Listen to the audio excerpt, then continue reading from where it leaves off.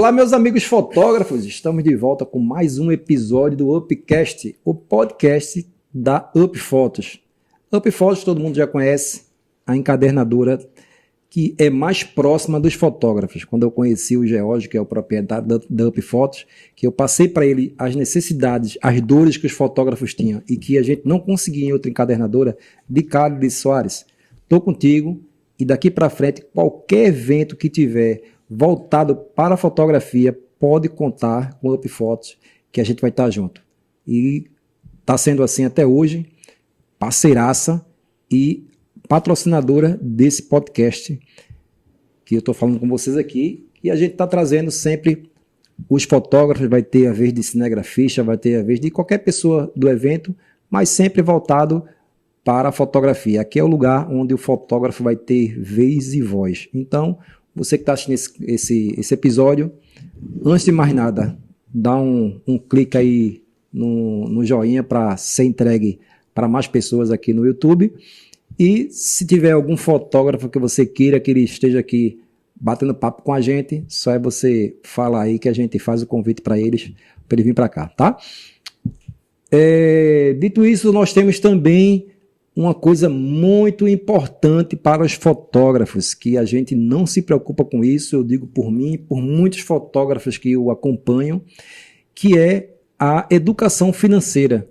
A gente se preocupa em clicar, se preocupa em comprar equipamentos, se profissionalizar cada vez mais, comprar curso, mas e aí? E o nosso dinheiro? Quando você ganha o dinheiro, você faz o quê? Só ganha e gasta, fica liso, ganha de novo. O fotógrafo tem esse síndrome de ficar rico, fica pobre, ficar rico, fica pobre.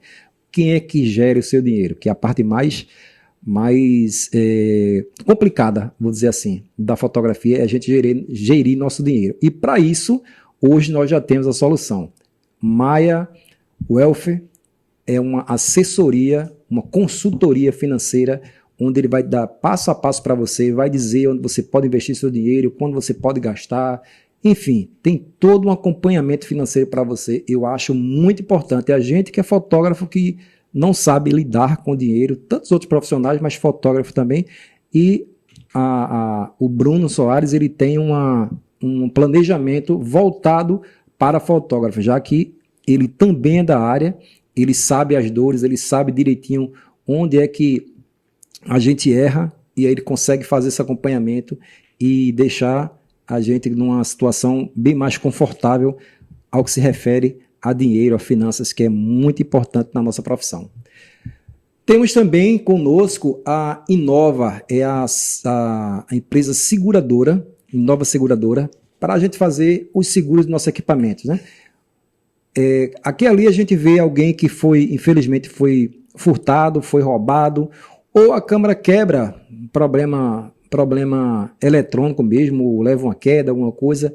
A Inova tem o seguro especial só para nossos equipamentos. Então, quando você entrar em contato com a Inova, eu vou deixar aqui o contato deles. Você vai entrar em contato com a Inova, se for no Instagram, você vai achar. Isso é falar que viu a propaganda aqui no nosso canal, que aí você vai ter já um atendimento diferenciado, um desconto melhor. Não precisa você ter a nota fiscal do seu equipamento. Antigamente era muito complicado da gente fazer o seguro. Eu já quis fazer seguro outras vezes, não fiz, porque não tinha a nota fiscal do meu equipamento, que a gente compra material importado e não tem a nota fiscal. Com a Inova não precisa disso. Ele vai dizer passo a passo o que você tem de fazer, você manda a lista do material que você tem e ele vai passar o valor. E eu digo para vocês, não é caro. Inclusive é muito barato pela segurança que a gente tem do nosso equipamento. Beleza? Bom, dados os recados dos nossos patrocinadores, eu tenho um agradecimento ao Mau Estúdio, que é esse local onde estamos gravando esse podcast, um local aqui onde a gente tem uma estrutura muito boa, tanto de luz quanto de câmera, e não seria possível a gravação desse podcast se não fosse com o Mau Estúdio. Também é fotógrafo, tem esse espaço aqui que aluga para você gravar um podcast com seu cliente se você quiser. Se você quiser fazer fotografia também, esse espaço aqui vira um estúdio fotográfico, dá para fazer. Então, se você precisar de um estúdio, Mau Estúdio, esse é o lugar, tá? O cara é muita gente boa, estamos aqui fazendo isso aqui, só tenho a agradecer o apoio de Mau Estúdio. E vamos lá para o nosso convidado de hoje. Eu vejo às vezes o cara dizendo assim, Pô, eu queria muito, mas eu não tenho uma câmera boa, eu não tenho um computador para editar, eu não tenho muito conhecimento. Não, mas na minha cidade é complicado, aqui na cidade é assim, porque vocês aí da cidade é mais fácil, tudo é mais fácil, eu sou aqui do interior e tal. Aí eu tô aqui com um cara, um matuto de Triunfo, aprendeu, ele vai dizer aqui, eu já conheço a história dele, mas ele vai dizer a vocês aqui como é que ele aprendeu, as dificuldades que ele teve, e eu posso dizer a vocês com certeza que é um case de sucesso, porque eu já aprendi muita coisa com esse cara, o cara já palestrou em um monte de lugar, está crescendo cada vez mais, graças a Deus que ele merece, é um batalhador também como nós, e o cara já fotografou muitas celebridades, vou dizer aqui só o mais nivelar por baixo. Foi Neymar que ele fotografou, tá? Eu tô aqui com o Werner Brenan,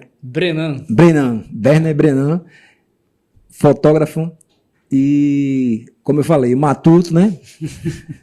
É o Matuto vindo de Triunfo. Werner, se apresenta aí para quem, se é que tem algum fotógrafo que ainda não lhe conhece. Tem gente que conhece. Então, gente, muito prazer. Qual das câmeras? Essa aqui é a sua, essa daqui. Muito prazer. Sou o Werner Brenan, né? Tem gente até que acha que o meu nome é diferente, que é Vernier, não é Werner Brenan. Sou de Triunfo, né? Quem não conhece Triunfo aqui no interior de Pernambuco, uma cidadezinha pequena de 14 mil habitantes. Lá no sertão, sou sertanejo, sou matuto, comedor de cuscuz. Tenho muito orgulho de ter vindo de lá, tenho muito orgulho de ser pernambucano, de ser sertanejo. Não mudou o sotaque? Meu sotaque é a mesma coisa. Tem o quê? 8 anos que eu moro aqui em Recife. O sotaque é a mesma coisa. Sotaque de Matuto. Você já vai ver aí logo pelo meu sotaque. Eu falo arrastado, falo bem matutês. Para onde eu for, eu vou pro mundo todo. Qualquer lugar que eu vou é esse mesmo sotaque, né? E é um prazer enorme estar aqui, né, participando desse podcast, né? Demorou, né, até pra gente marcar. Demorou para ter agenda, né? Porque o cara não tinha agenda. Mas finalmente a gente conseguiu aqui e espero aí de certa forma o que a gente conversar aqui hoje ajudar você que é fotógrafo aí de interior também, que eu sei como é a dificuldade, poder ajudar também no crescimento de vocês, né? Isso aí. Eu já ouvi você falando outras vezes que você começou na fotografia, mas de uma forma muito precária, não é isso? Isso. Me conta um pouquinho aí de como foi esse começo. Então, acho que como a maioria dos fotógrafos, eu nunca imaginei que eu ia ser fotógrafo na vida. Tu sabia que se tu ia ser fotógrafo na vida? Eu sabia porque eu venho de família de fotógrafo, né? Meu pai é fotógrafo e aí eu já entrei. Meu primeiro trabalho já foi de fotografia, mas a maioria, assim, a fotografia que escolhe o cara, né? Que é raro, né? Pra você ter ideia, meu primeiro sonho, assim, de profissão, eu queria ser astronauta, né? Diferente da maioria das pessoas. Minha mãe sempre quis que eu fizesse um concurso público. Meu irmão já era formado em economia, já trabalhava como economista. Aí eu comecei a fazer faculdade de economia também. Minha mãe queria que eu fizesse um concurso, seguisse aquela vida ali do certinho, né? Uhum. Aquela segurança. E eu nunca gostei desse fato de, vou passar o resto da minha vida fazendo a mesma coisa. Não, eu queria aventura. Até que um dia a fotografia caiu na minha vida, né? E não foi fácil, né? Como tu falou aí, no começo, no interior era muito complicado. Primeiro pelo fato que minha cidade, na época que eu comecei, só tinha 2 fotógrafos, né? E na época que eu comecei, um deles que estava até meio que disposto a me ajudar, ele faleceu, que já era um senhor. Eita. Gaita, né? Gaita que era muito conhecido aí em Triunfo. Seu Gaita era gente boa demais. E tem outro fotógrafo lá que, tipo, não tava nem aí pra querer ensinar. Então eu tive que aprender tudo que eu queria sozinho, né? Então, na época, em 2012, 2013, você não tinha essa opção que a gente tem hoje, de ter muito canal ensinando, inclusive meu canal no YouTube, né? Rede social era Orkut. Rede social era Orkut e Facebook estava no começo, né? Engateando ali. Então, para você aprender fotografia, ou era por revista, você tinha que buscar em alguma banquinha de revista, não tinha como você comprar por internet, assim, era mais complicado. Então, fui meio que aprendendo sozinho, para saber o que era ISO, para saber o que era velocidade, obturador, fazia muito foto feia. E os fotógrafos que eu buscava na região lá, tipo, procurava em Serra Talhada, Afogados da Engazeira, por perto, eles não eram solícitos a querer ensinar. Uhum. Então, foi muito autodidata, até começar a aparecer alguns canais. O primeiro canal que eu comecei a ver na fotografia foi aquele Zona da Fotografia. Não sei se tu Já ouvi conhecia. falar. Pronto, foi lá que eu comecei a aprender as primeiras coisas teóricas, né? E nisso, não, eu fui começando a perceber, pô, fotografia não é uma coisa difícil. Fotografia é uma coisa que você precisa ter lógica. Uhum. Se você é uma pessoa que usa o cérebro, que é o que a maioria das pessoas, que eu vivo batendo nessa tecla, a maioria das pessoas não usa. Se você usar o cérebro, você vai ser um bom fotógrafo. Isso é a coisa mais simples, né?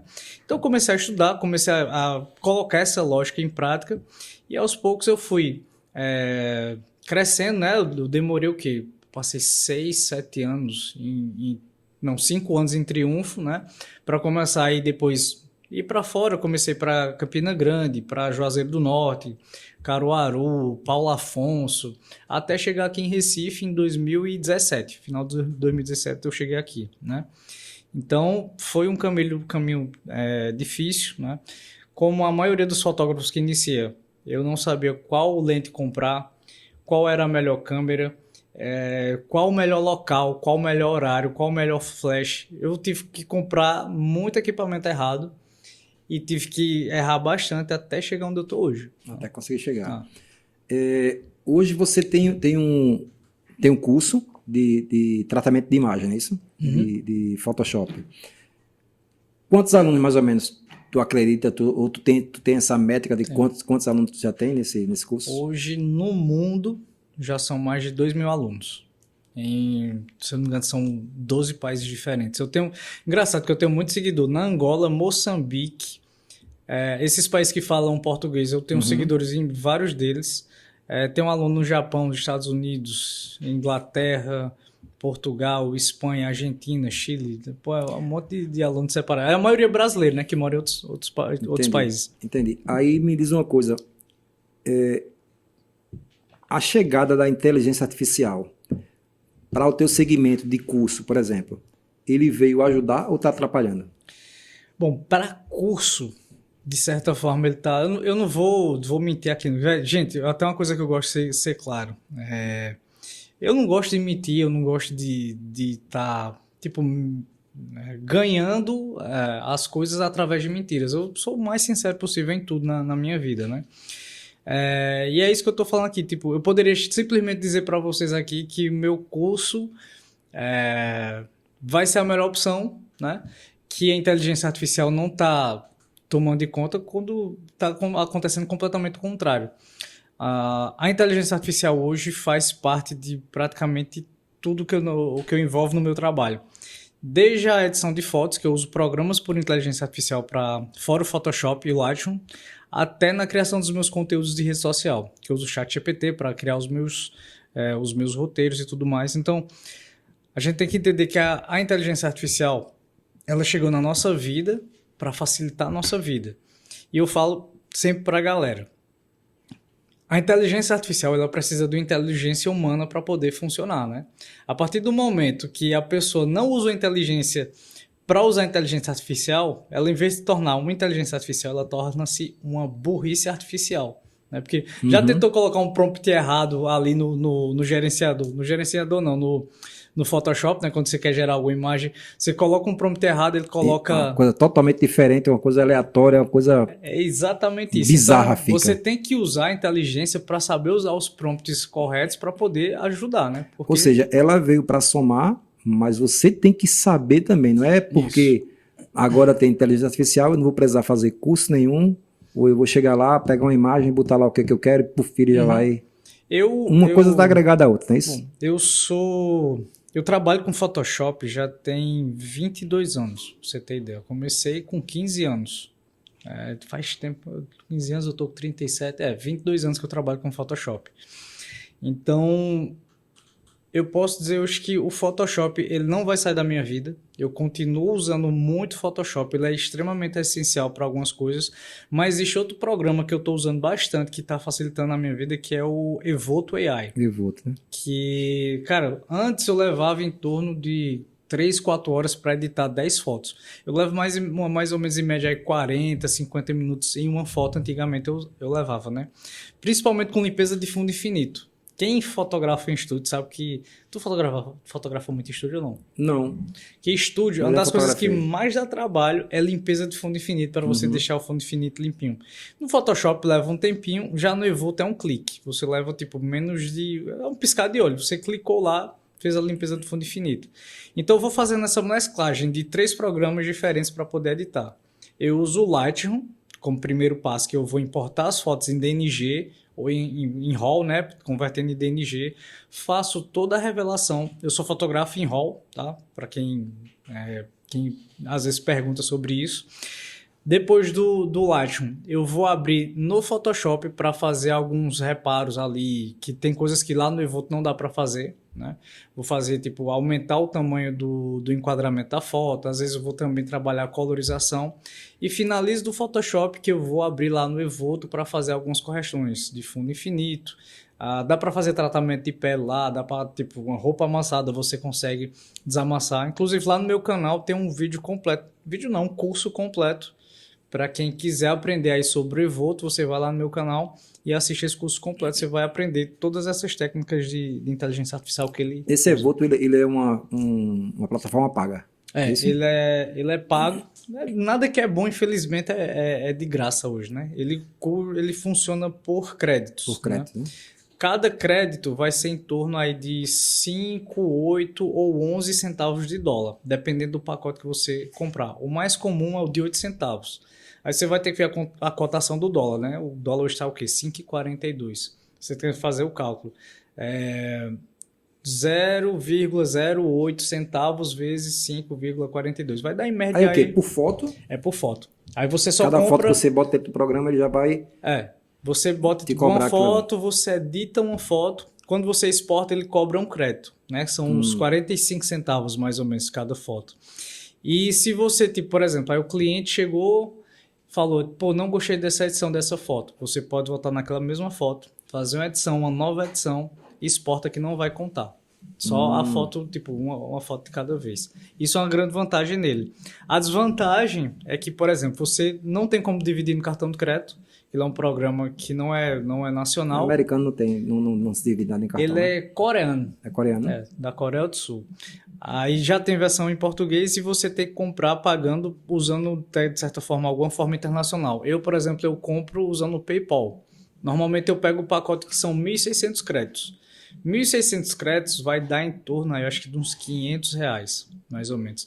Só que 1.600 créditos são 1.600 fotos. Então imagina, eu, por exemplo, eu passo um ano inteiro, eu não edito 1.600 fotos. Entendi. Que normalmente eu faço em torno de uns 10 ensaios por mês no estúdio, né? Eu uso mais para o estúdio. Eu faço em torno de 10 ensaios por mês no estúdio. Cada ensaio normalmente vão ser 10 fotos. Então são 100 fotos por mês editadas. Então no ano vai dar 1.200 fotos. Eu vi até uma postagem falando sobre Evolve, que o cara fez uma foto assim no estúdio, ele fazendo a captação na hora, e ele faz uma foto do estúdio onde aparece o Reis e tal, todas as coisas. Acho que foi Marcos, não foi? Ele clica, aí quando aparece lá no tablet, já aparece, dá um tempinho, já aparece editada. Sem nada, já o fundo tudo perfeito. Já isso. Tudo... É porque ele usa demais. Captura vinculada. Isso, você captura consegue vinculada. colocar aquele cabo, o laranjal Tether, se eu não me engano o nome dele. Você ligou, conectou nele, a foto já pode sair pronta ali no seu cliente. Eu não faço dessa forma de já entregar a foto ali para o cliente, né? Porque eu acho que você pode gerar um valor maior entregando a foto depois. Tem uma técnicazinha que eu uso, inclusive, que é taxa de urgência. Quem faz meu workshop aí de fotografia de estúdio sabe que eu ensino umas técnicazinhas de você aumentar mais o valor do seu trabalho. Eu acho que quando você entrega já a foto assim na hora de cara... Parece ser muito fácil, né? Parece ser muito fácil e você não gera valor ali. Entendi. Eu sempre espero, assim, por exemplo, eu dou um prazo de 5 dias úteis para entregar a foto editada, né? Porque eu vou ter outros clientes ali por fora e tal. Quando você entrega assim, dá para você esperar um pouquinho para valorizar mais o seu trabalho. Entendi. E quem é o cliente de Werner hoje? Trabalha mais para alguma agência ou tu tens o cliente assim aleatório de ensaios como outros fotógrafos? Eu tenho algumas agências que são parceiras que a gente sempre foi fazer esse trabalho. Inclusive o trabalho que eu fiz com o Neymar foi a Cacoete, né? Uma agência assim, só com gente fina ali. Gosto pra caramba deles. Mas eu também tenho clientes avulsos, né? O cliente assim do dia a dia, que eu faço alguns anúncios, né? Eu trabalho muito com essa parte do tráfego pago para poder fazer atração de clientes. Hoje eu miro um cliente mais de tipo ticket alto. Uhum. Né? Meu valor mais baixo hoje de ensaio é R$ 1.000 por 10 fotos. Esse é o pacote. Assim, eu não sei se já teve fotógrafo aqui que teve frescura de falar sobre o valor, Não, né? não. Eu não tenho frescura nenhuma de dizer, tipo, meu ticket mais baixo é R$ 1.000 por 10 fotos, sai em torno de R$ 100 por foto, né? Então eu foco muito nesse ticket alto, porque minha maior vontade hoje é você trabalhar pouco e ganhar muito. Uma das coisas que eu falo muito nas minhas palestras, né, que eu faço, estou rodando aí pelo Brasil falando, é que eu falo muito sobre tempo. Existe aquela conversa, né, aquele ditado que fotógrafo não dorme, né? Tu é assim ou não? Não. E a galera fala, fotógrafo não dorme porque vai fotografar, vai ficar editando, vai fazer um monte de coisa Eu na acho que eu já vida. passei dessa parte.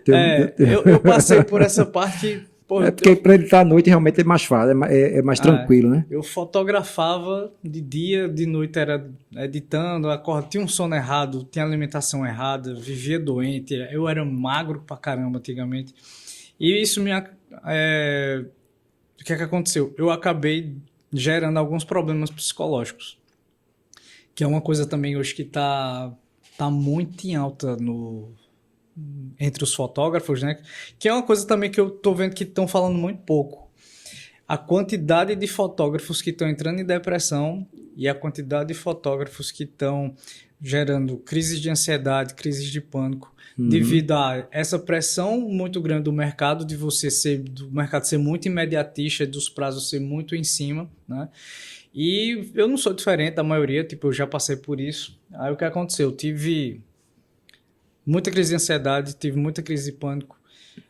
Passei praticamente um ano inteiro lutando contra a depressão. Tive que fazer tratamento psiquiátrico com a doutora Thaís, que ela é maravilhosa. Eu indico, inclusive, ela para muitas das pessoas que entram em contato comigo, né? Foi o quê? O ano passado foi que, tipo, eu expus isso aí para todo mundo, né? Que eu tive esse problema com depressão. Eu tive muito medo, inclusive, de ter falado isso, porque eu pensei, poxa, isso pode me afetar em relação aos meus clientes, de se vão ter confiança ou não. Só que depois que eu expus isso, eu gravei uma série de stories, teve tanto fotógrafo que veio falar comigo, perguntando, cara, eu estou muito feliz de você ter falado isso, porque eu também estou passando pela mesma coisa, né? E eu expus que eu reconheci que eu estava com esse problema que muitas pessoas às vezes não reconhecem. reconhecem. É uma doença que você não sabe que tem, né? Eu reconheci isso, procurei o tratamento com a psiquiatra, comecei a tomar medicação, até hoje eu tomo medicação contra ansiedade, contra depressão também. E cara, depois disso foi que minha vida começou a melhorar. Eu comecei a deixar de ficar ansioso, minha produtividade aumentou em 300%, né? E eu comecei a pensar o quê? Eu tenho que trabalhar pouco e ganhar mais. Então, eu aumentei o ticket do meu trabalho e diminuí a quantidade dos clientes. Comecei a ser mais seletivo, né? Os clientes foram mais seletivos assim. Eu trabalhava, em vez de fazer 40 ensaios por mês, eu comecei a fazer 5 ensaios por mês. E isso me ajudou, assim, bastante. Por quê, ó? Teve uma época que, cara, foi justamente na época que eu fui pra Europa, né? Pô, pra quem mora no interior, pessoa que vem lá de baixo mesmo, como eu vim, você fazer um trabalho fora do Brasil, pô, é a coisa mais sensacional do mundo. Sim. Mas brilha os olhos, né? Tu sabe, né? Tu Sim. vive indo pra fora, né? Que já fazendo trabalho fora. Então, pra você ter ideia, eu tava em Paris e chorando porque eu não tava... Tipo, eu tava vivendo um sonho que era da minha vida quando eu comecei na fotografia. E eu não tava feliz porque, pô, eu tava completamente em depressão naquele momento. Foi aí que meio que virou a chave que eu precisava buscar uma ajuda, né? Uma ajuda profissional, porque alguma coisa ruim poderia acontecer, né? Então isso foi aí no começo de 2020, mais ou menos, que eu tive essa noção. Só que, tipo, eu fui arrastando com a barriga, até o ano passado, começo do ano passado, eu começar a fazer o tratamento. Né? Então, comece a refletir mais aí. Vocês estão se matando a trabalhar, Estão trabalhando muito, ganhando dinheiro e não estão vivendo o que vocês usufruem. Eu vejo muito fotógrafo fazendo isso, trabalhando, mas não vive aquilo que o dinheiro pode trazer, né? Tanto trabalho para não aproveitar. Vira aquela, como é que tu chama? Roda do ratinho ali, que fica girando, correndo e sai do lugar. Isso. É só trabalhando, gastando dinheiro e tal, e fazendo, você não consegue ter uma realização, saber realmente o que você quer, eu acho que é muito importante. E me conta, nessa agência que tu trabalhou, tu fotografou Neymar, teve um outro ator também que fotografou no mesmo... Rafael Zulu. Zulu, não foi? É. Como é fotografar essas celebridades? Me diz, porque assim, os outros fotógrafos realmente ficam curiosos nisso, né? Uhum. De ter acesso, principalmente quando a gente fala de celebridade, quando a gente fala de Neymar, eu sei que deve ser muita pressão. Eu acho que tu falou que o tempo foi curto. Foi. Né? E aí, cara, conta aí essa história. É o seguinte, todo mundo me pergunta, inclusive, como é para chegar nessa galera. Primeira coisa, talento é importante. Tu já sabia que era ele quando fosse fotografar? Pior que não, eu vim saber um dia antes. Eu fechei o trabalho. Porque também tem isso, às vezes a gente segura para não deixar para dizer só na hora, isso. Né? Um dia antes é que eu recebi um contrato lá de exclusividade, não, de confidencialidade. Que eu ia precisar levar a equipe também, né, de assessor, de outros fotógrafos, videomaker para fazer making off, e todo mundo teve que assinar de não expor nada no dia e tal. Então, para você chegar nessa galera, primeiro você tem que ter talento. Se você for talentoso, é uma coisa mais importante. Mas só o talento não garante. O segundo ponto importante é você ter um bom network. Os networks, que eu vou falar até um pouco mais sobre isso, que é o que vai fazer o caminho, né? Vai ser a ligação entre abrir você as portas, né? e as portas. E o terceiro, velho, é você não ser uma pessoa emocionada. Tem muitas pessoas que às vezes têm a oportunidade de fotografar uma celebridade e tudo, mas as pessoas são tão emocionadas de querer fazer uma foto, encher o saco da celebridade. Tem uns que não ligam não, mas tem outros que são bem chatos. De fazer foto, de querer mandar um vídeo pra mãe, pro pai, pro tio, pro cachorro. Faz um videozinho aqui pra... Então isso aí, de certa forma, vai incomodar e provavelmente a agência que contrata depois não contrata de novo. Não contrata mais, né? Primeira vez que eu comecei a ter acesso, né, aqui em Recife, né, a celebridades foi o seguinte. Tinha um cara aqui que hoje eu devo muito a ele, inclusive ele não está mais entre a gente, né, ele faleceu, né, na pandemia, que é Rafael Ascioli. Eu cheguei em Recife, aí eu fui chamado para fazer umas fotos de, se eu não me engano, foi Vitor Santos, que é o filho de Louro Santos, né, do Forró da Malagueta, Louro Santos também, que infelizmente já não está entre a gente. E Michele Andrade, quando ela tinha acabado de sair do The Voice. Não sei se tu conhece. Michele Andrade hoje, gosto pra caramba, minha amiga. Tá estouradona aí.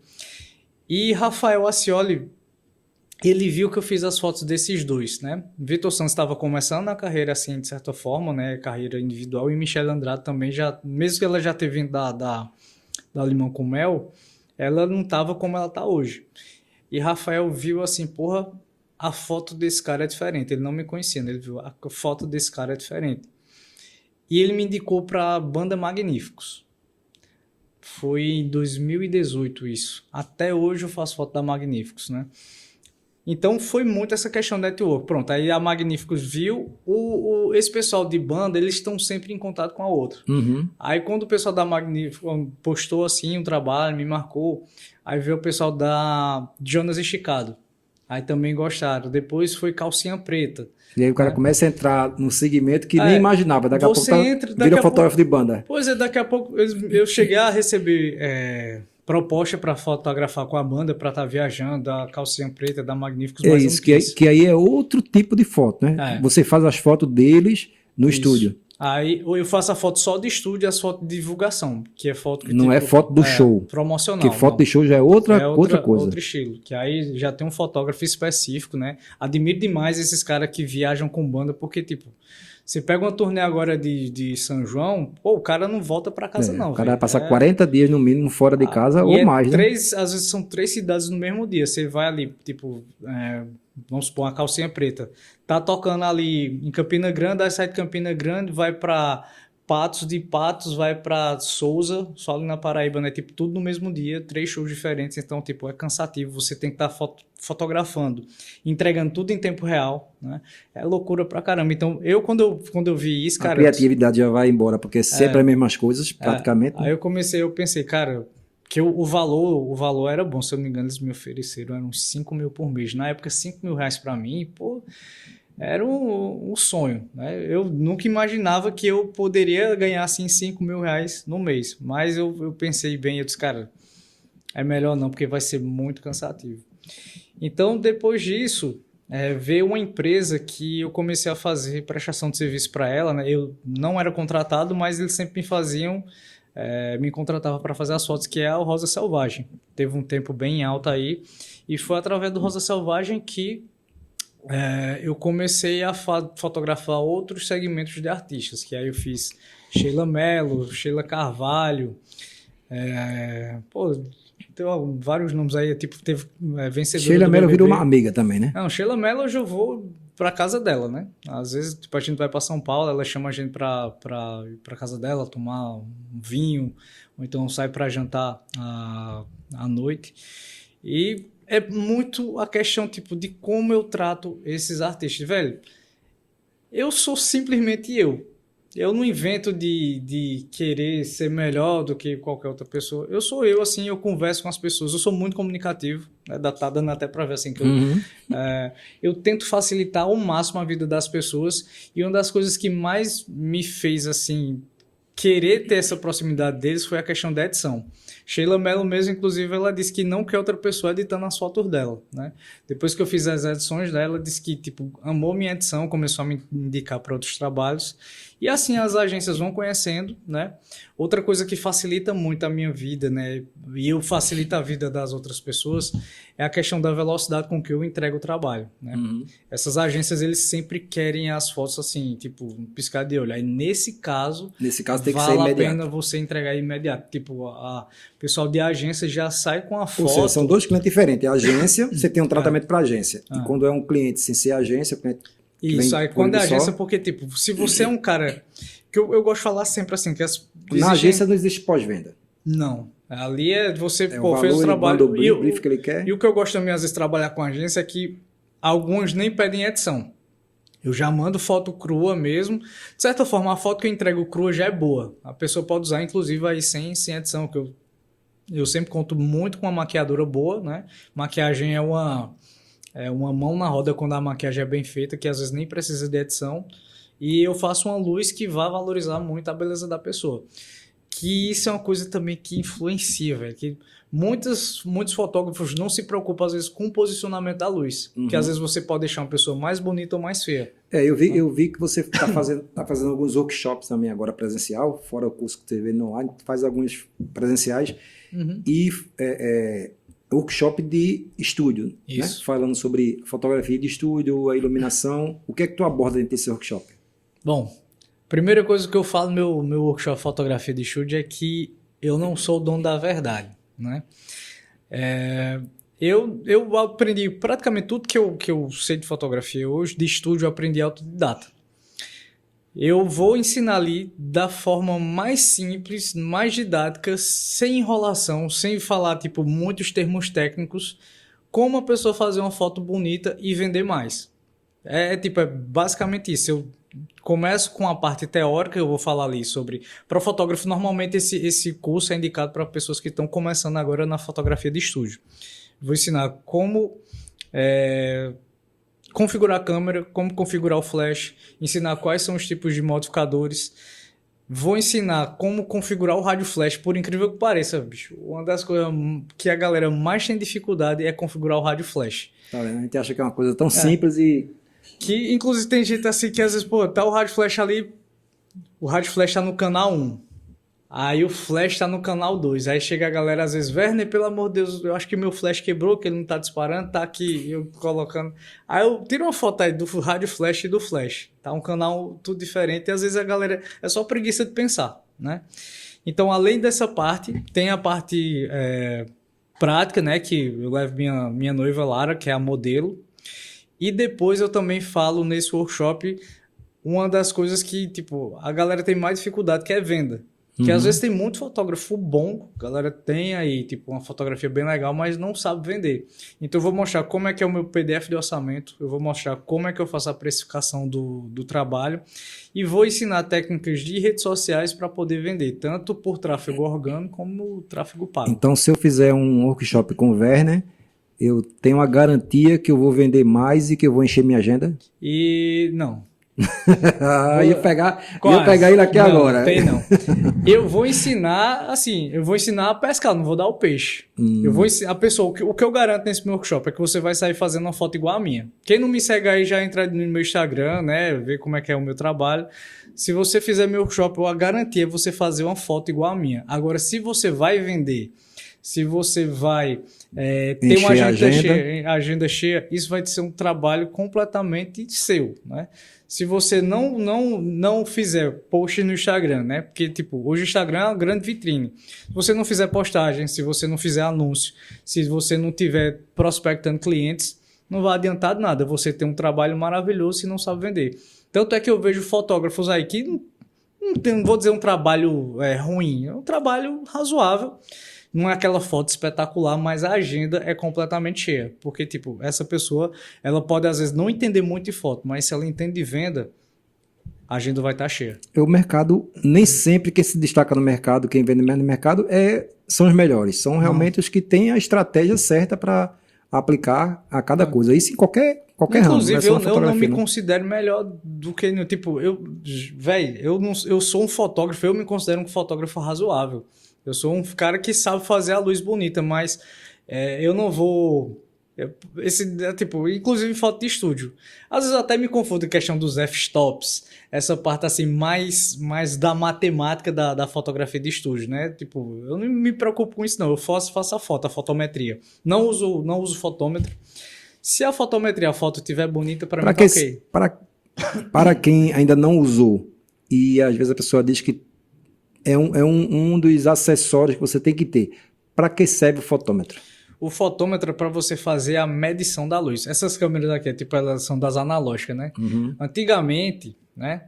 Isso até tu poderia até explicar, que tu acha que tu sabe até melhor do que eu. Antigamente, pô, não tinha como você fazer a medição quando era a fotografia analógica. Você usava o fotômetro para ele calibrar ali qual a potência que você tinha que usar do flash, né? É porque na analógica você só ia saber se ficou bom ou ruim depois que você revelasse. Né? E já no digital você já vê na hora, né? Pois é, por isso que hoje eu não faço questão de ter um fotômetro, que inclusive é caro, né? Ele é bem carozinho ele. Vocês vão ver até inclusive vários professores de fotografia de estúdio que usam fotômetro, que indicam usar o fotômetro. Não tenho nada contra, porque tipo, é a forma como eles aprenderam, né? Como eu falei, não sou o dono da verdade, mas comigo você vai aprender a fotografar sem ter que investir em fotômetro. E inclusive também, às vezes, usando o que você tem. Não precisa, velho, você no estúdio, você investir, sei lá, rios de dinheiro. Às vezes com um rádio flash, um speedlight, né? Que é o que eu ensino também. Se você tiver só um speedlight, você já pode começar a fotografia de estúdio, né? Você vai começando aos poucos e aos poucos você vai investindo para poder melhorar o seu estúdio. E quando a gente sai do estúdio, vai fotografar em uma praia, por exemplo. Externo, né? Aí tu indicaria hoje o cara que está começando a fotografar, ele usar a luz natural ou ele está usando os recursos de flash, de LED? O que é que tu indicaria? Werner, o que é que Werner diria sobre isso? Depende da proposta, né? Por exemplo, se for às vezes uma campanha de uma marca de biquíni, biquíni você tem que colocar com sol, que vai ser uma luz mais forte. Provavelmente vai criar muita sombra e você... Qual a intenção da marca de biquíni? É vender biquíni. Então eu usaria um flash. Você vai usar um flash ali, né, dependendo da potência, para poder iluminar bem a peça, para poder ficar melhor visível para o cliente que vai comprar. Essa é a questão. Se for uma gestante, às vezes, pô, bota ali final de tarde. Na maioria das vezes, quando eu faço gestante assim externa, eu não uso flash. Eu faço com, tipo, pôr do sol, contra luz, às vezes mudo a favor da luz. E casal também, eu uso mais nesse estilo. O LED, quando é externo, eu não uso de dia, porque o LED praticamente só se for um Fresnel bem potente que você vai conseguir ter um resultado legal. Eu vou usar às vezes mais à noite, um aniversário, uma festa, até tipo um cenário sei lá, na rua, né? Um bastãozinho de LED, que aí você vai conseguir ter um resultado legal. Entendi. E voltando para os congressos. Hoje tem ideia de quantos congressos já foi, já palestrou?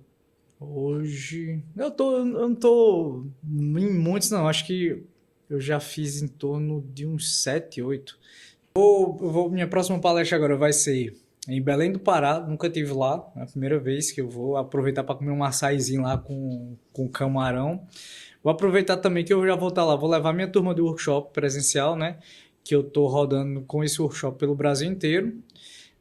Já fui praticamente mais da metade. Mas tu vai levar ou vai montar uma turma lá? Eu vou montar uma turma lá.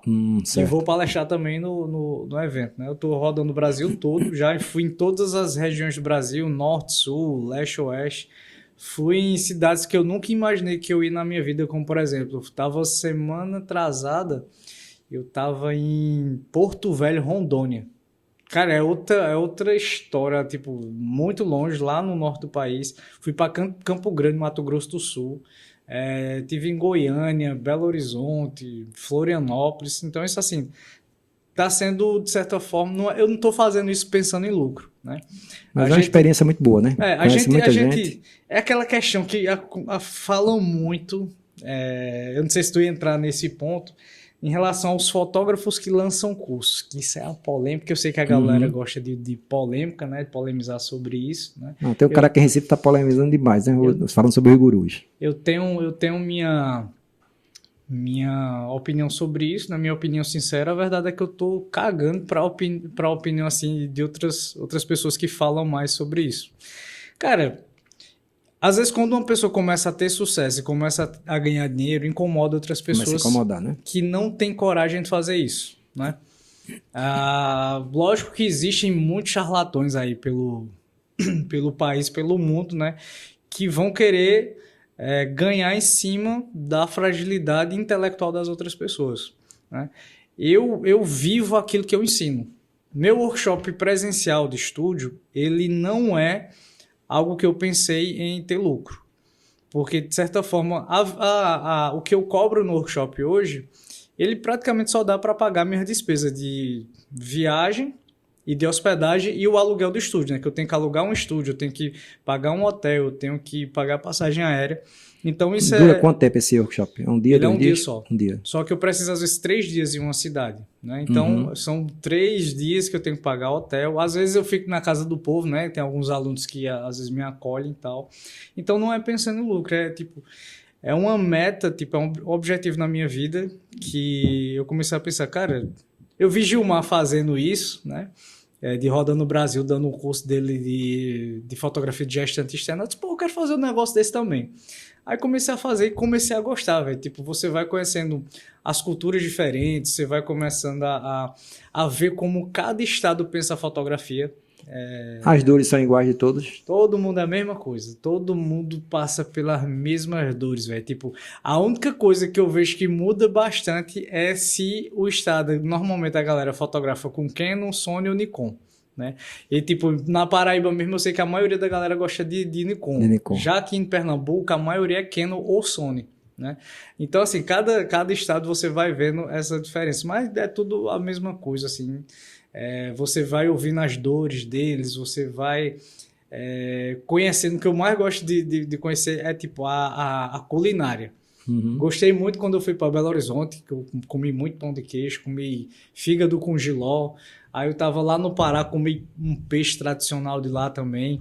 Cara, é massa essa ideia. Só que agora eu vou lançar o meu curso, esse mesmo curso de fotografia, né, que eu faço presencial, eu vou lançar a versão dele online. E eu, assim, esse sim é pensando em lucro. Porque é o que a gente fala, pô, a gente precisa, todo mundo quer enriquecer, né? Uhum, E sim. na fotografia não tem como você enriquecer só fazendo ensaio. Se você não tem como escalar ensaio, você tem que criar algum produto, às vezes, para poder fazer essa escala e faturar mais. O curso é uma dessas opções. Não tenho nada, às vezes, quem lança curso, tenho nada contra. Eu tenho a ver, assim, eu tenho contra quem lança curso e não vive aquilo que ensina. Né? Isso é que eu acho muito errado, que tem muitos aí. Que é justamente o que E, eu perguntei a você aqui, né? Vai ah, garantir que eu vou estar com uma agenda cheia. não, eu assim, eu vou nesse curso, eu ensino justamente isso. Como lotar a agenda, como fazer a precificação, como atrair mais clientes, mas se você não praticar o que eu ensino, você não vai faturar nada, você só vai estar ali perdendo tempo. E essa questão da galera que lança curso também, é que eu fico pensando, pô, velho, quem não critica, ou quem critica, quem fica falando mal, são aquelas pessoas que queriam viver aquilo, né? Que, pô, eu queria lançar um curso, eu queria, porque dá dinheiro, gente, é de verdade.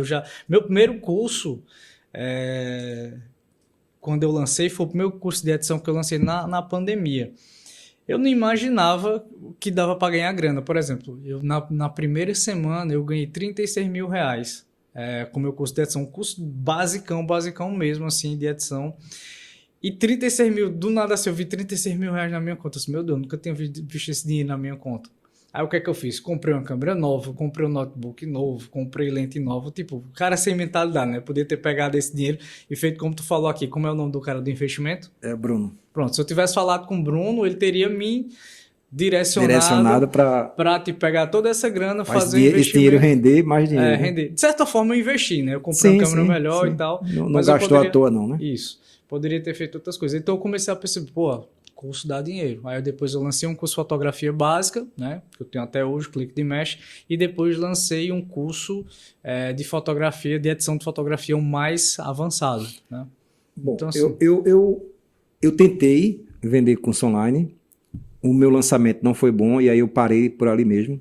Eu já fiz alguns workshops, nunca tive lucro com nada. Tem o Uhum, congresso, o Up Fotos, congresso, você foi palestrante dele uhum, também.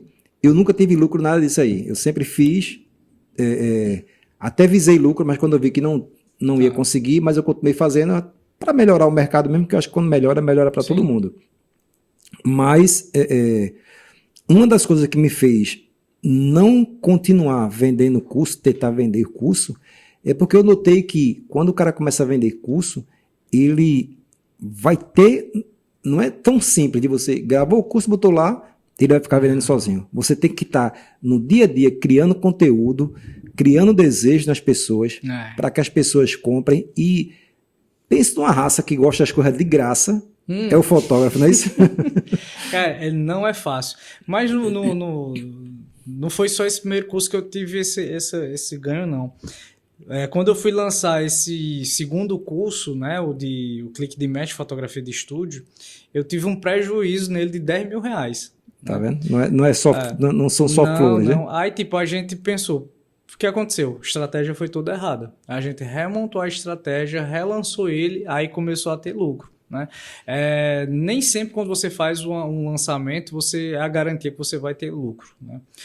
Se a estratégia for bem feita, você tem que gravar, tipo, uns 10 a 20 anúncios diferentes, que às vezes não é Tem que legal. botar grana Tem que no botar pago, dinheiro no para tráfego botar. pago. Teve uma época que eu estava gastando em torno de 5 mil só de tráfego pago, né? A gente colocava 5 mil, aí tinha mês que retornava 15, tinha mês que voltava 20 mil.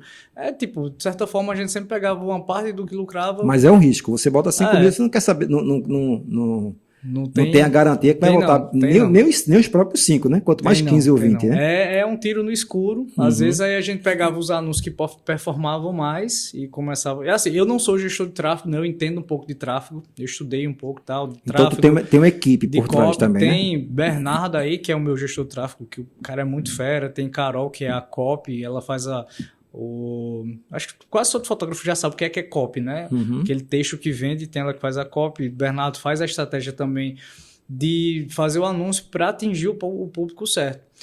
E o que é mais difícil para mim é a geração de conteúdo. Teve uma época que eu tinha que estar postando um conteúdo todos os dias. Tipo, passei um mês inteiro, todo dia postando conteúdo. Cara, isso é muito trabalhoso. Você tem que fazer a pesquisa, você tem que criar o roteiro, você tem que fazer o conteúdo. Tinha conteúdo que viralizava, aí chegou Precisou a bater... lidar com hater também? Ah, De hater é o você, que mais tem. Aí, de você tipo, ensinar uma coisa, o cara dizer, pô, bicho, isso aí tá errado, véi, então isso é uma besteira. é o que mais tem hoje. Eu já tive... Até hoje eu tenho vários haters, né? Que tipo a galera... por exemplo, eu fazia um conteúdo sobre fazer uma foto com a T7 e fazer uma foto com a R6. Eu vou mostrar ali pra galera que dá para você fazer uma foto bonita com a T7, que é mais simples do que a R6, mas a galera... mas eu quero fazer esse mesmo resultado aí de noite. Eu disse, meu irmão, eu não sou idiota o suficiente de botar uma T7 com 1855 num local de noite, porque ela não vai focar, não vai prestar. Mas a galera inventa essas coisas. Em vez de simplesmente chegar, porra, velho, que massa, tranquilo. Se não tem nada para comentar, velho, fica calado.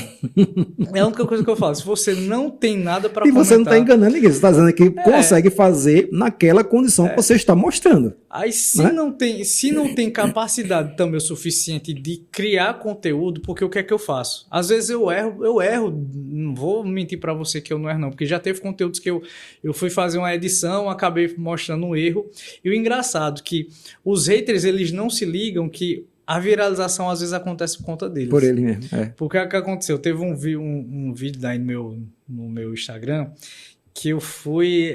na época era uma polêmica que estava tendo de Luísa Sonza, que ela terminou com um namorado e tal. Aí eu fui fazer um vídeo editando como remover um namorado de uma foto. E eu deixei um pedacinho da camisa ali sobrando. Foi um erro que eu não percebi, não foi proposital, porque às vezes eu coloco um erro proposital, né, depois disso. Aí eu comecei a perceber, um monte de gente percebeu o erro e começou a comentar. E aí vai dar engajamento, vai dar engajamento. O que acontece, tipo, na rede social? As pessoas, elas não elogiam nada, mas em compensação, que as pessoas gostam de criticar, é um absurdo. E quando começa a criticar, é que o vídeo viraliza. Esse vídeo, eu acho que ele teve mais de 4 milhões de visualizações por conta disso. Aí eu comecei a perceber... eu vou começar a deixar um errinho pequeno, às vezes na legenda ou em alguma coisa, porque sempre que eu deixar um erro, vai ter algum idiota que vai perceber aquele erro, vai comentar e vai me ajudar a viralizar. Vou apontar. Porque ele não é tão bom assim, ó. Errou aqui, aí o outro, eita, pai, aí o cara vai ver, vai querer assistir realmente, aí, deixa eu ver quem é esse cara. Começa a olhar o teu conteúdo e aí vê se eles têm coragem de criar um conteúdo, de fazer. Porque se a pessoa... Pronto, eu nunca recebo hater, crítica de pessoas que produzem conteúdo. Porque a pessoa que produz conteúdo, ela sabe como é difícil, ela vai perceber, cara... Ou estão ocupadas ao ponto de não ter tempo de estar olhando para criticar o cara. É melhor produzir o meu do que gastar energia. Aí o melhor de tudo, sabe o que é? Que sempre que vê esses caras, né, o que é que eu faço? Eu vou printar os comentários idiotas e em cima desse comentário eu posto no Reels, ou no Reel não, no Story. E quando tem essas treta, é que a galera começa a interagir cada vez mais. Tipo, eu posto um hater, assim, um comentário de um hater no Story, todo mundo começa a comentar que imbecil, que não sei o que, aí vai lá no conteúdo, aí começa a rebater ele. Eu mesmo, às vezes, não tô nem rebatendo, que até os meus próprios seguidores, né? Eles começam a rebater, aí começa o cabaré lá, e tipo, eu fico lá pensando, briguem. Quanto mais vocês brigarem aí, melhor pro meu engajamento, que entrega ainda mais. Ô, velho, me diz uma coisa, e nessa trajetória aí, tem quantos anos já que tu estás na fotografia? Eu tô desde 2013, o quê? 12 anos, né? 12 anos. 12 anos já de fotografia. Qual a foto que tu pode, assim, tem alguma que tu pode dizer assim, porra, essa aqui foi difícil de fazer. Uma foto que foi difícil em todos os aspectos, de acesso à pessoa... ao clique, à edição e tudo. Tem alguma coisa assim? Eu acho que foi a de Isabel Goulart, que eu fiz em Paris. Não é uma foto espetacular minha, ela tem um valor muito simbólico, porque eu meio que tava chegando em Recife ainda, né? E tipo, ela na época era da Victoria's Secret, uma das modelos do Brasil com... mais notoriedade, mais em alta. Acho que depois de Gisele Bündchen no mundo, era a Isabel Goulart. Aí eu recebi o convite de uma amiga minha, Tainá, que ela era maquiadora na época lá em Paris. Ela disse, olha, tem uma pessoa para te fotografar aqui. Eu disse, quem? Ela, Isabel Goulart. Eu disse, puta que pariu, velho. Ali eu tremi na base. Eu tremi mais na base com ela do que com o Neymar. Aí quando cheguei lá, eu só tinha um speedlight. A câmera na época era uma 70D, na época, não, uma 5D, tô mentindo, é uma 5D Mark III. E ela, cara, maravilhosa a mulher, tipo, ela já sabia qual a lente que eu ia usar, ela sabia o ângulo da luz, ela disse, coloca a luz um pouquinho assim pro lado, coloca o ângulo da câmera um pouquinho mais para baixo. Eu, puta que pariu, a mulher sabe das coisas, né? Ela sabe das coisas. Aí eu preparei lá a luz, e ela tinha pouco tempo ali também, né? E eu, tipo, eu tenho que me garantir aqui, sei lá, em menos de 10 minutos. Aí eu cliquei e quando eu mostrei o resultado depois, ela, porra, que lindo o trabalho, ficou massa e tal, que ela ia pra uma festa lá, ela tava fantasiada de uma vampira. E, tipo, você vê, eu já postei essa foto lá uma vez no meu Instagram. Não foi uma foto maravilhosa, é uma foto simples com um flashzão, né, tipo, na cara, assim, não tem nada de espetacular, mas pra mim essa foi uma das fotos mais difíceis e que eu mais tremia na base. Inclusive mais do que a do Neymar, né, como eu tenho falado. Neymar, tu teve, eu acho que eu assisti o story que tu falou, e tu teve um tempo muito curto para entrar, clicar e sair, não é isso? E a ideia é até engraçada, porque inclusive depois desse negócio de Isabel Goulart, eu comecei a treinar mais para estar sempre preparado para qualquer adversidade, né? No dia da foto do Neymar, eu tive...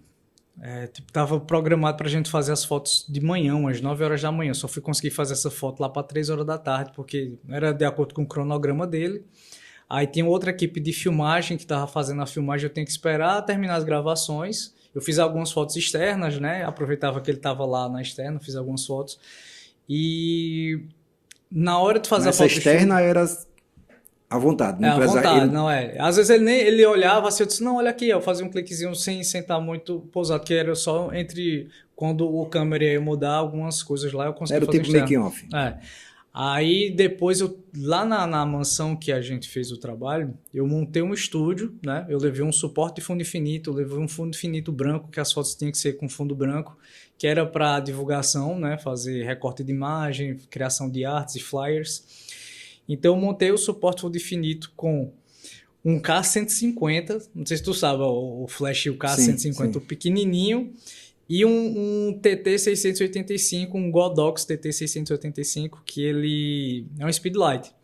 Botei um octabox de 90 centímetros e uma sombrinha para fazer a luz de preenchimento embaixo. Aí a assessora dele chegou para mim e falou, olha, tu só tem apenas 10 minutos para fazer as fotos. Aí eu até tirei. Tu tinha um briefing antes do que ia ser as fotos? Tinha um briefing. Já, antes das fotos a gente já pegou e, tipo, selecionou quais as poses que tinham que ser feitas. Eu tava com uma equipe muito boa lá, com Catarina, com Lid, Lara também me ajudou, né? Nessa parte de direcionar. Enquanto elas direcionavam as poses, eu só ia clicando. Eu nem falava muita coisa. Então a gente já tinha todo esse script lá. E eu cheguei pra ela, ó, só preciso de 5 minutos. Os outros 5 eu quero fazer minha selfie com ele. Aí a galera começou a rir lá na hora e tal, foi até descontraído. E foi justamente isso, tipo, eu levei mais ou menos 6 a 7 minutos para fazer as fotos. Que era tipo, uma pose normal, tipo ele segurando a bola, pegando o celular, apontando assim pro celular para quem quiser fazer as compras e tal, mostrando assim a marca que tava divulgando, que é a DUI, e fotos bem protocolares. Aí fiz com fundo branco e com fundo cinza lá, que eu levei uma texturazinha que eu tenho para fazer, que era uma foto que era mais para mim, né? Eu levei a textura e tal. Então, tudo isso aconteceu porque eu já tinha tanta experiência com foto de estúdio. Eram mais de 10 anos que eu já tenho fotografia de estúdio. Já conheci meu equipamento de cima para baixo. E eu já, antes de fazer a foto dele, eu já tinha testado com outra pessoa. Né? Eu botei outra pessoa, fotometrei, fiz ali a foto. Não, a luz aqui tá ok. Já tinha visto a configuração da câmera e não deu tanto trabalho depois disso. Nossa, maravilha. Bom, quem ainda não conhece, que eu te falei, tem quantos seguidores? No Instagram eu tenho uns 160 mil. No TikTok eu acho que eu tenho mais de 220 mil, mas quase não posto mais nada no TikTok. E no meu canal no YouTube eu tenho 15 mil. Inclusive, eu comecei a usar o TikTok, foi você que me deu a dica. É bom, Tu tem que TikTok, você tem ou não? É bom ter. Aí eu, bom. beleza, vou começar a usar. Eu comecei a usar, eu gosto muito do TikTok também. Não tenho muito seguidor, não. Atrai umas pessoas, né? É uma outra rede social que você tem lá, quem viu, viu, né? Eu nunca fechei cliente para fotografar, fazer ensaio, mas eu já consegui muito aluno de curso online através do TikTok. Através do TikTok, né? Pronto. Aí funciona Então, vezes. quem quiser encontrar Werner nas redes sociais. É tudo a mesma coisa. Instagram, Facebook, YouTube, TikTok é o mesmo nome. Werner Brenan, colocou lá, eu sou o primeiro Werner que aparece. Brenan, não é Brenand do... Não, o Brenan lá, ele tem o D do dinheiro. Ah, tá. Eu não tenho o D do dinheiro, né? Sem o D no final. Beleza, Werner, foi um prazer em tê-lo aqui nesse nosso bate-papo. Eu acho que agregou demais para os fotógrafos que te assistem, e espero, se tiver alguém que não conheça ainda o trabalho desse cara, vai lá, segue o cara é super gente boa. Se você tiver alguma dúvida, pergunta por lá que ele responde. Compre o curso dele. Zero frescura.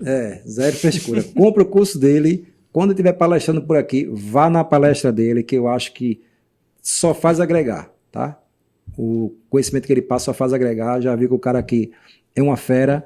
Obrigado por ter aceitado o nosso convite e vamos até o próximo episódio do Upcast, esse podcast voltado para fotógrafos e patrocinado pela Upfotos, a nossa encadernadora, e com o apoio de Mamó Studio. Até mais. Tamo junto. Valeu.